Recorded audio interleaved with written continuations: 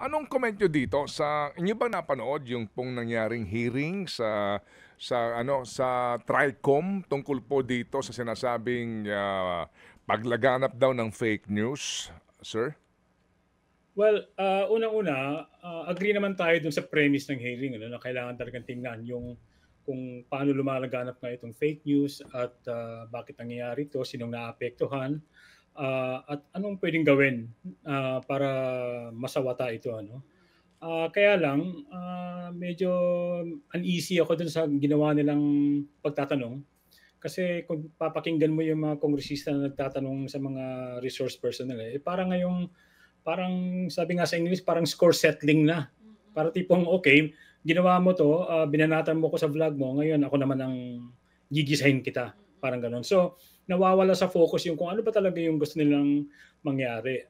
Pero ang ano namin dito is overall, Ted, ang tingin namin sa mga ganitong legit, proposal na maglagay ng batas on fake news, bad news itong fake news, batas na to.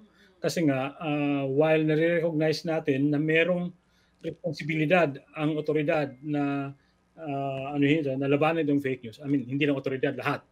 Hindi ito dapat gawin at the expense of free speech, free expression, tsaka yung karapatan ng kung sino man na magpahayag ng opinion nila. Yun ang pinaka-basic namin na posisyon dito. And the basic question is, how do you define fake news?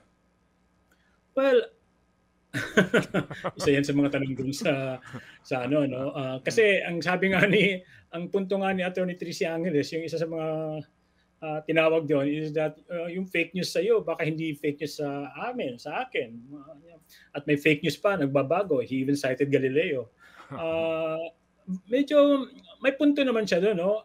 Pero kasi ang ano kasi natin dito, dapat ang magsimula ka doon sa word na news, hindi pa doon sa mismong sa fake. Ano ba ang news? News is fact-based, verified, dumaan sa proseso ng mga professional na mga journalists kagaya ninyo. Ako dati rin akong journalist, I know exactly what that is.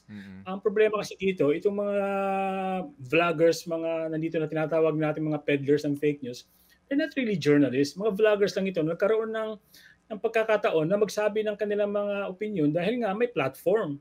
Actually, ang tingin ko pa sa mga yan, mga propagandists na ginagamit yung platform. So, I think kailangan din nating kailangan i-define yung fake news kung saan ba siya nag-a-apply kasi hindi mo pwedeng sabihin na yung isang vlogger na nag-comment, sabihin natin mali o hindi, yung komento niya, tatawagin mo kaagad na fake news.